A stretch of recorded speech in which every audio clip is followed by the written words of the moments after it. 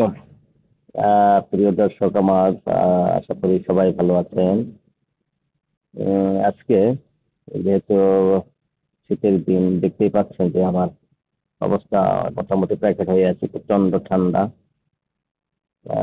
তো আসলে কিছু এই ঠান্ডায় বসে বসে চিন্তা করলাম কিছু ভিডিও শুট করি। যে জিনিসটা আসলে বলতে চাই যে মানুষের ক্ষমতা ক্ষমতা তো আসলে আমরা বাংলাদেশিরা অনেক ক্ষমতা দেখেছি, অনেক ক্ষমতাবান মানুষ দেখেছি। ক্ষমতার ব্যবহার, অপব্যবহার, ক্ষমতাকে কুক্ষিগত করা, সবকিছু দেখেছি আমরা আসলে। এর পরিণতি কি হয়েছে তাও বাংলাদেশের মানুষ প্রজন্মের পর প্রজন্ম এর দেখেছে। তাই ক্ষমতায় যখন যার দিন তখনই তার, এইটাই যদি ভেবে নেয় কেউ, তাহলে তো হলো না। তাহলে পরিবর্তন কি হলো?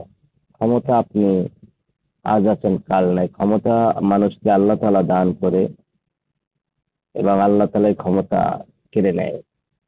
তো আপনি ক্ষমতা পেয়ে আজ ভুলে যায়েন না অতীত, ভুলে যায়েন না কি অতীতের দিনগুলো।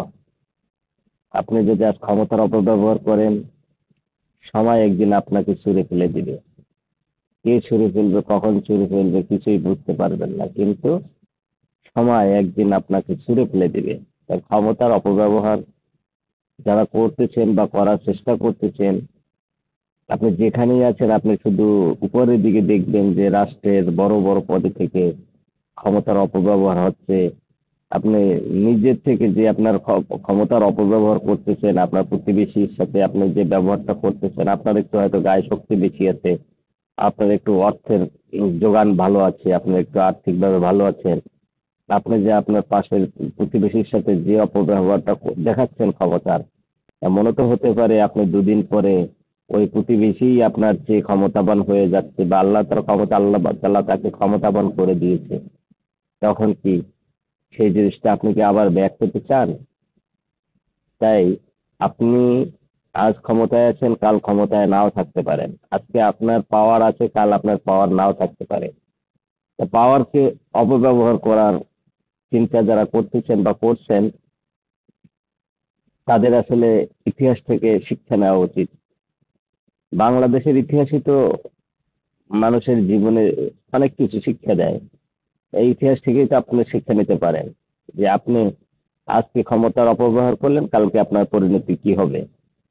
তাই যারা শুধু এই ক্ষমতার লোভে, ক্ষমতার দাপটে দাপিয়ে বেড়াচ্ছেন, আপনার দাপট একদিন কিন্তু বন্ধ হয়ে যাবে। আপনার এই ক্ষমতার দাপট একদিন শেষ হয়ে যাবে। নিশ্চিত থাকেন, আপনি যখন অপব্যবহার করবেন আপনার এই ক্ষমতা আর থাকবে না।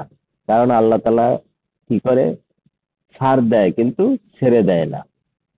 সেজন্য যেভাবেই যে ক্ষমতার অপব্যবহার করছেন, আপনি শুধু মনে করবেন যে আসলে না, আমি এইখানে কি অপব্যবহার করছি, না আপনি অপব্যবহার করছেন।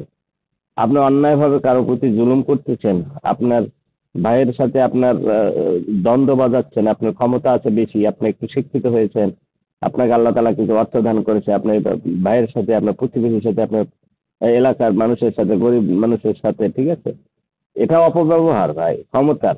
আপনি কারো না কারো ছত্রছায়ায় করেছেন, সেই কারো অনুসারী হয়েছেন, কারো অনুসারী হয়ে এই ক্ষমতাটা দেখাচ্ছেন।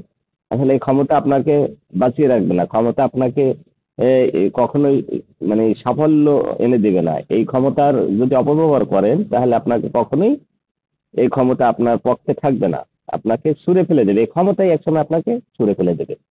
আপনি মেমোরিতে ধরে রাখতে পারেন, আপনার অপব্যবহার করবেন, মানুষের সাথে অন্যায় করবেন, জুলুম করবেন, অত্যাচার করবেন, আপনার পরিণতি হবেই। আপনাকে একদিন না একদিন কঠিন পরিণতি হবেই।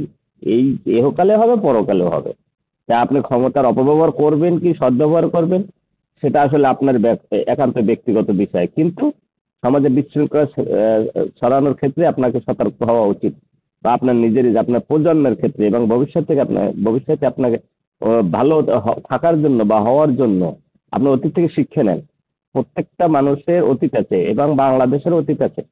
আপনি ইতিহাস থেকে শিক্ষা নেন, ইতিহাস যদি আপনি শিক্ষা না নেন তাহলে আপনি ঠিকই একদিন পতিত হবেন এবং অপমানিত হবেন, লাঞ্ছিত হবেন, এমন অপমানিত হবেন যে আপনাকে কেউ আর সেদিন আর আপনার কোনো অনুসারী কেউ আপনাকে বাঁচাতে পারবে না, কেউ আপনার পক্ষে থাকবে না।